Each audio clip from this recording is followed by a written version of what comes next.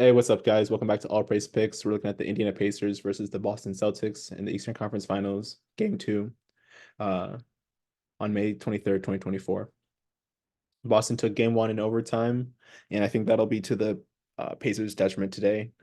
Honestly, I think that they had their best chance to beat the Celtics at Boston in the last game, and they let it slip through their hands. So I really am leaning towards Boston in this game.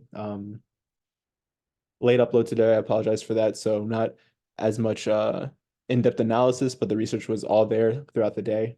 Just didn't have time to um, write down all of the research that I did, but I feel really good about all these plays. So once again, we got one on FanDuel and two on BetMGM, and tap in and let's win. So without further ado, here's the first one. Uh, so these first two lines are for Jaylen Brown. Jaylen Brown to score 15 plus points and over 2.5 rebounds. He and Tatum had very good games in game one. And granted, the game going into overtime is to everybody's benefit offensively because it's 5 extra minutes to get stats. But I think that Jaylen Brown will easily clear 15 plus points and 3 rebounds in this game. I think that he's a walking mismatch in all of his games against the Pacers. He scored over 16 points, and I think he'll continue that streak today. And his rebounds, I think he's actually become a more solid rebounder throughout his career, and especially in the playoffs. I think he understands that the time is now for Boston, and this is their best chance to get to the finals again. And I don't think Boston really plays with their food in this game. I think that it's going to be a big Boston win. And for them to win, I think Jaylen Brown needs to score 15 plus points and have more than 3 rebounds. I think Derek White, he had a very poor shooting percentage game in the last game. His stats were still good overall, but I think that he has the potential to have a bounce back game. I didn't feel comfortable taking the points or the rebounds due to his size and the streakiness. I watched the condensed game, so about 40 minutes of game one. And in watching the highlights, it looked like he had open looks, just didn't really have his shot, but at the same time, they were contested. Where in comparison, for Tatum, he had a lot of open looks that were uncontested, and I think he just had a poor shooting game. So I think that he'll shoot better in this game. And I think that that'll give Derek White the potential to have 2+ assists, whether that be to Brown or Tatum or another teammate on the floor.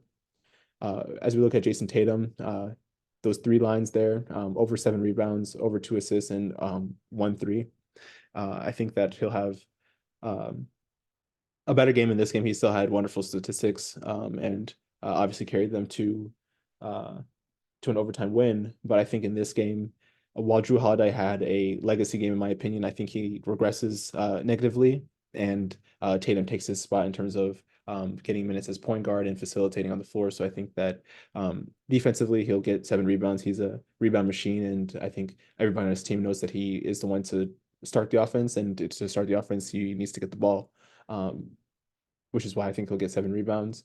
And in starting the offense, I think he'll get 2+ assists, facilitating similar to Derek White, who teammates that have the hot hand. And I think that Tatum is good for 1 3 in pretty much every single game that he plays. And he does have a few outlier games where he has very poor shooting, but I think that was his last game where he went 2 for 8 for 3 pointers and he had a lot of open looks.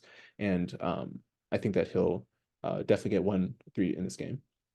And now we have Drew Holiday, 2+ assists, similar to Derek White and Tatum. I think that Boston just has a great game offensively and defensively in this game compared to the Pacers, and I think that he'll be good for 2+ assists. And these last 5 lines, or I guess the last four, and then I already told you that I think Boston's going to win, so I took their money line. But Halliburton, 10+ points and 5 assists. I think in every single video I've said that he's one of the best point guards in the league, but I do think that his offensive uh, streak of shooting a lot of 3 pointers and going to the rim will not be as efficient in this game. I think that Boston will kind of lock down on him defensively and allow Siakam or the others to score and kind of slow the game down a little bit. I do think that Halliburton can get 10+ points, whether that be from 2, 3, or the free throw line. And like I said, he's one of the best point guards in the league. Even if he's having an off game, he's good for 5 assists. Andrew Nembhard, 2+ assists. I think he's had over 3 assists in every single playoff game this year. And he has these these moments on offense when I was watching the game where he's always involved in the offense, but it's to set up the next person to score, which is why he has a lot of assist numbers and has consistently gone over 2+ assists in all of the games in the playoffs thus far. So I think that he'll have a good chance to have 2 assists in this game. And then lastly, Siakam 10+ points. Like I said, I think that the Celtics will try to lock down on Halliburton and allow the less skilled offensive players. I think that Halliburton is actually better offensively than Siakam because he has more of a range. But I think that in this game, Siakam will have more opportunities than Halliburton to score. In the last game, he had over 20 points. I think he had about 23 points. And he has a great potential to score in this game. I also would be comfortable taking his rebounds, but I think that if Boston comes out hot and there aren't a lot of rebound chances and this is a blowout, Siakam kinds to fade away defensively, which is to the Pacers' detriment. So I think that he'll try to get his offensively, and he has a chance to get 5 assists. I think that if there's a line for you to take 4 assists, it was up on FanDuel when I was creating this parlay, but then it was removed. So I had to find another line, but I think that if that 4+ rebound line is still there, it can boost your parlays, and I'd be comfortable taking him up to 5 rebounds in this game. But like I said, Boston money line in game 2. I think that the Pacers really wasted their opportunity in game 1 to win on the road, and I think Boston comes out here and really shows them why they're the #1 seed. So this parlay, 12-leg parlay at plus 118. If you bet 1 unit and say that 1 unit is $100, that's to win $118.32, which is more than double of your money and a little pocket change as well. So I think that's a great value play from FanDuel. As we look at the two on BetMGM, the first one on the left side, I think, like I said, Jaylen Brown to score 15+ points will happen in this game. And I think that his streakiness of 3-point shooting positively regress in this game.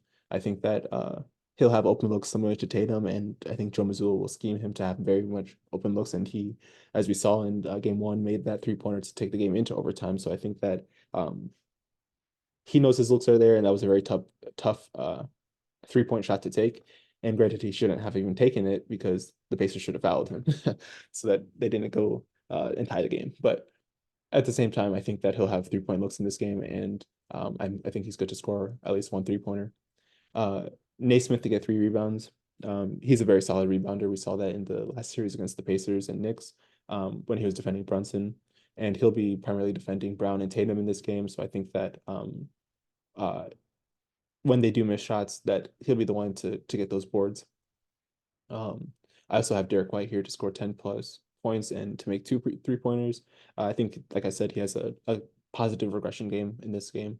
I think he was shooting below 40% from the field and 30% from 3-pointer. I think he was 3 for 8 in game 1, giving him a percentage of actually 37.5%. So I apologize for that. He is shooting much better from 3-pointer, but that's to the benefit of this parlay. I think he has a much better game than he did in game 1, and the Pacers do not. I think that they'll score under 118 points in this game, and I think the total game will go under 234 because I think Boston will just handle their business early, and as they should, or at least want to do, and that'll leave the opportunity for a lot of their bench players to come into the game late in the fourth quarter, and I don't think that the Pacers bench or the Celtics bench have really enough experience or playoff know-how to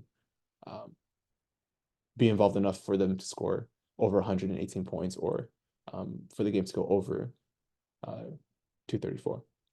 That one on the left is for plus 145. So if you bet $100 as your 1-unit bet, you walk away with just under 150% return, which is even better than the last parlay. And this last one is at plus 210. So a riskier parlay as the odds are higher, but I think that this is a great value play for all of the lines. I think Tatum to get 25 plus points and to make 2 3-pointers. I think he'll have open looks from 3-point range again in this game. And I think that with his tendencies to drive towards the rim and shoot free throws, I think he had over 10 free throws in the last game. I think he'll be good for at least 6 free throws in this game and 2 3-pointers. That's 12 points right there. So if he just makes 13 more points somewhere else on the floor, that he'll hit that 25 points in this game. And I also have 2 assist lines. I think TJ McConnell to get 3+ assists is a good value play. He didn't really have as many potential assists in the game 1 because he didn't play as many minutes. I think he only had 5 potential assists in game 1, and I think that he'll play more minutes as a change of pace guy for the Pacers. No pun intended. And I think that he'll get 3+ assists. And for Holiday to get 3+ assists, I think that while he will regress offensively in this game, I don't think he'll score over 20 points for sure. He will have the opportunities to help the other players score. So I think that he'll get 3+ assists. And similar to the parlay on the left, I took the Pacers under 60 points in the first half. I was watching the game, the Condensed game highlights, and Halliburton had a buzzer beater 3 to end the first half, pushing them over 60 points, and that's not happening again. So Pacers under 60 points in the first half, and I took the Boston Celtics to have over 108 in the game. I don't think the Pacers are disciplined enough defensively to handle the Celtics, and I think that the Celtics know that this is their statement game in game 2 as they go into the road in game 3 and 4 in Indiana. They need to start off that road trip on the right foot with a win, and I think that they'll score over 108 points in doing so. So these are the last 2 plays. Once again, plus 145 and plus 210. And at plus 210, you're making a little bit more than double your money. Actually, no, a little bit more than double your money twice. So walking away with 310 if you bet 100 as your 1 unit bet. But please bet responsibly, guys.